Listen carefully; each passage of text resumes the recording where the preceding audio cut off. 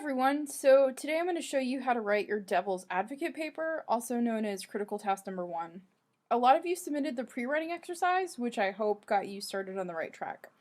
If you submitted that, I've already given you some feedback, but today I want to sort of walk you through how I would approach this paper. So I'm going to start from the pre-writing assignment and show you how I would turn that into the final version of the paper. Now, you'll see I've chosen the affirmative action topic.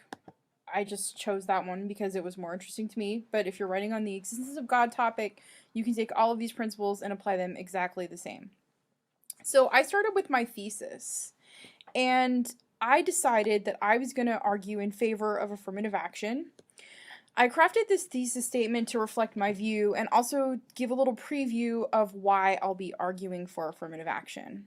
Remember that a thesis statement doesn't have to be one sentence. It can be several connected sentences.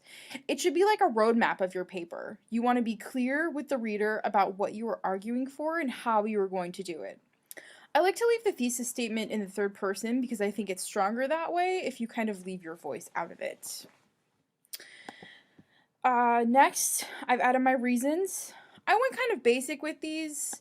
Reason 1 states that we need diversity, and reason 2 is that there's evidence that successful companies employ corrective hiring practices. That's another way of phrasing affirmative action. Then we have the devil's advocate, or the objection. I slotted in the standard objection here. And then finally, there is my response. So now I have this pre-writing outline filled out. How do I translate this into a paper? Well, I've gone ahead and created an outline in a new document. For me, I think the best way to approach it is to have each number in the outline represent a paragraph.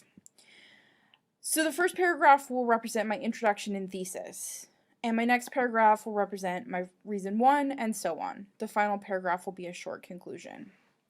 Now, I already have my thesis, so I'm just going to go ahead and copy and paste that in here.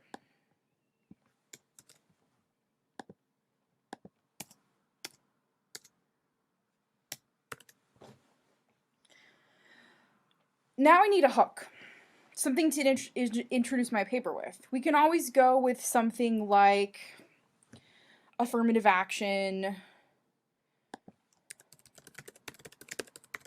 has been in the news lately with the Supreme Court taking up a case in just 2015.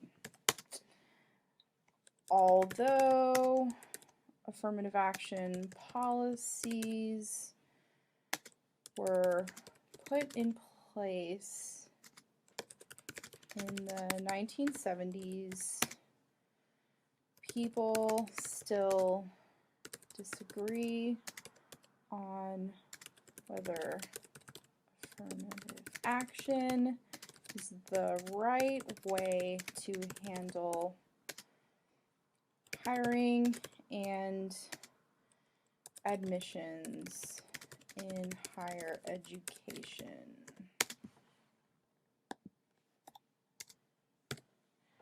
Bam, there's my intro. Now go into the thesis. Introduction is done. That's it. So with reason 1, I kind of already know where I'm going, and I want to talk about diversity. I need to find some evidence that diversity is something really valuable and something that we should aim for. I found a great piece from Scientific American titled How Diversity Makes Us Smarter. So I'm going to use that. I'll read the piece and pull out a really good quote and cite it in my paper.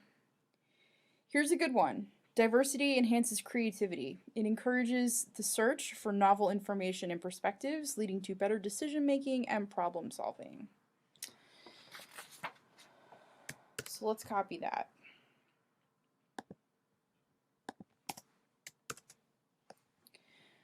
Now I would add, according to an article in